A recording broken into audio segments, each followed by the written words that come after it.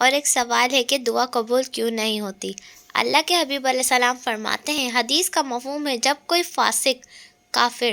اللہ سے دعا مانگتا ہے تو اللہ فرشتوں سے فرماتا ہے اس کا کام جلدی کر دو، مجھے اس کا مانگنا پسند نہیں آ رہا، اس کی آواز پسند نہیں ہے، اس کا پکارنا پسند نہیں آ رہا۔ اور جب اللہ کا پیارا کوئی تب دعا مانگتا ہے نا، اللہ فرشتوں سے کہتا ہے اس کا کام نہ کرنا، اس کو اور مانگنے دو، مجھے اس کا پکارنا پسند آ رہا ہے، خدا کی قسم مجھے جو مانگوں کچھ نہ ملے، بس ایک بار اللہ فرشتے سے کہہ دے کہ میری اس بندے کو مانگنے دو، اس کا مانگنا پسند آ رہا ہے، میری تو زندگی وصول ہو گئی، میرے مالک کو میرا مانگنا پسند آ رہا ہے، اور کیا چاہیے؟